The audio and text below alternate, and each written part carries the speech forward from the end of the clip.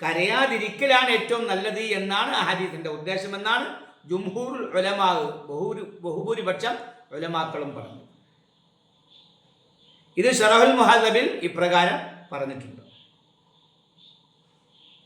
ഇനി നമ്മൾ നേരത്തെ സൂചിപ്പിച്ചു, ശബ്ദം ഉയർത്തിക്കൊണ്ട് കരയാമോ? കഴിഞ്ഞ ക്ലാസ്സിൽ എണ്ണിപ്പെറുക്കിക്കൊണ്ട് മയ്യത്തിന് ഗുണഗണങ്ങളൊക്കെ എണ്ണിപ്പെറുക്കിക്കൊണ്ട് കരയാമോ?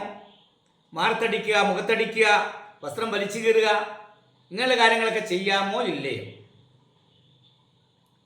വയഹ്റുമുൻ നദ്ബു, നദ്ബ് ഹറാമാണ്. എന്താ നദ്ബ്? എണ്ണിപ്പിറക്കി കരയുക. ഭർത്താവ് അല്ലെങ്കിൽ ഭാര്യ അല്ലെങ്കിൽ മാതാപിതാക്കളിൽ ആരെങ്കിലും ഒരാൾ, നിങ്ങൾ ഈ സഹോദരങ്ങൾ ജീവിതത്തിൽ നമുക്ക് അദ്ദേഹം ചെയ്ത നന്മകളൊക്കെ എടുത്തിങ്ങനെ പറഞ്ഞുകൊണ്ട് കരയുക. ബിത്തഅദീദി ശമാഇലിഹി, ആ മയ്യത്തിൻ്റെ ഗുണഗണങ്ങൾ, നന്മകൾ ഇങ്ങനെ എണ്ണിപ്പിറക്കി കരയുക. ഇത് ഹറാമാണ്. വൻ നൗഹു, നൗഹും ഹറാമാണ്. നൗഹ് എന്ന് പറഞ്ഞാൽ വഹുവ റഫ്ഉ സൗതി ബിന്നദബ്, എണ്ണിപ്പിറക്കി കരയുന്നതോടൊപ്പം ആ കരച്ചലിൻ്റെ ശബ്ദം ഉയർത്തുക, അതും ഹറാമാണ്. അപ്പോൾ ശബ്ദം ഉയർത്തിക്കൊണ്ട് എണ്ണിപ്പിറക്കി ഇങ്ങനെ കരയുക, ഇത് ഹറാമാണ്. അതുപോലെ അക്ഷമ കാണിക്കലും, ക്ഷമയില്ലാതെ പെരുമാറുക, അതും ഹറാമാണ്. ബിളർബി സ്വദിരി വനഹ്വിഹി, നെഞ്ചത്ത് പോലെ ഉള്ള നെഞ്ചത്ത്, അതുപോലെ മുഖത്തൊക്കെ ഇങ്ങനെ അടിക്കുക.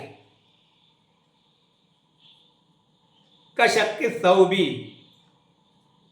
എന്താണ് അക്ഷമ കാണിക്കുന്നത്? കശക്കി സൗബി, വസ്ത്രം വലിച്ചു കീറുക. ഉടുപ്പിൻ്റെ, വസ്ത്രത്തിൻ്റെ, കുപ്പായത്തിൻ്റെ അല്ലെങ്കിൽ ഷർട്ടിൻ്റെ ഭാഗങ്ങൾ വലിച്ചു കീറുക ക്ഷമയില്ല. വനശ്രി ഷഅരി, മുടിയൊക്കെ ഇങ്ങനെ അഴിച്ചിട്ട് എന്ത് ചെയ്യുക? കരയുക, അക്ഷമ കാണിക്കുക. ലർബിൽ ഹദ്ദി, കവിൾത്തടത്തെ അടിക്കുക, ഇത്യാദി കാര്യങ്ങളെല്ലാം ഹറാമാണ്. ഇത് അക്ഷമയുടെ തെളിവുകളാണ്, ക്ഷമയില്ലാത്തതിലുള്ള തെളിവുകളാണ്.